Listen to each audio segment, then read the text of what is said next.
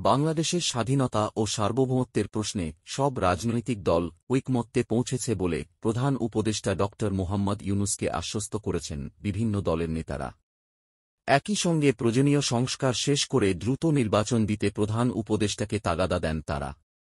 বুধবার ৪ ডিসেম্বর সন্ধ্যায় প্রধান উপদেষ্টার সঙ্গে বৈঠকের ফাঁকে গণমাধ্যম কর্মীদের এ তথ্য জানান এবি পার্টি যুগ্ম সদস্যসচিব আসাদুজ্জামান ফুজাদ। ব্যারিস্টার ফুজাদ বলেন, ত্রিপুরার আগরতলায় বাংলাদেশের সহকারী হাইকমিশনে হামলা, বাংলাদেশের পতাকা অবমাননা এবং দেশে সংখ্যালঘুদের ওপর আক্রমণের বিষয়ে আন্তর্জাতিকভাবে যে গল্প শোনানো হচ্ছে, এ বিষয়ে করণীয় কি, তা নিয়ে আলোচনা হয়েছে।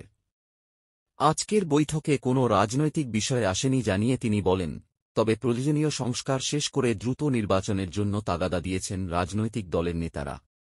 তারা বলেছেন, রাষ্ট্রের বিভিন্ন খাতে সেবার বিষয়টি সেভাবে পরিলক্ষিত হচ্ছে না। এ বিষয়ে কি করা যায় তা আলোচনায় এসেছে।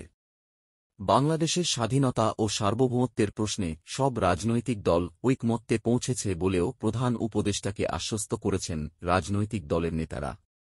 তিনি আরও বলেন, বিশ্বের বিভিন্ন দেশে দূতাবাসে রাষ্ট্রদূত হিসেবে কাজ করছেন, তারা পতিত আওয়ামী লীগ সরকারের নিযোগপ্রাপ্ত, তাদের সরিয়ে বিপ্লবের পক্ষের শক্তিকে নিযোগ দেওয়ার বিষয়ে প্রস্তাব এসেছে। সংখ্যালঘুদের বিষয়ে একটি জাতীয় কমিশন গঠনের প্রস্তাব এসেছে। প্রোপাগান্ডা প্রতিরোধে রাষ্ট্রীয়ভাবে পাবলিক রিলেশন সেল করার কথা এসেছে, যেখানে বাংলা ও ইংরেজি মাধ্যমে তথ্য প্রকাশ করবে তারা। পরবর্তী আপডেট পেতে চ্যানেল সাবস্ক্রাইব করে বেল আইকনটি চালু করে রাখুন।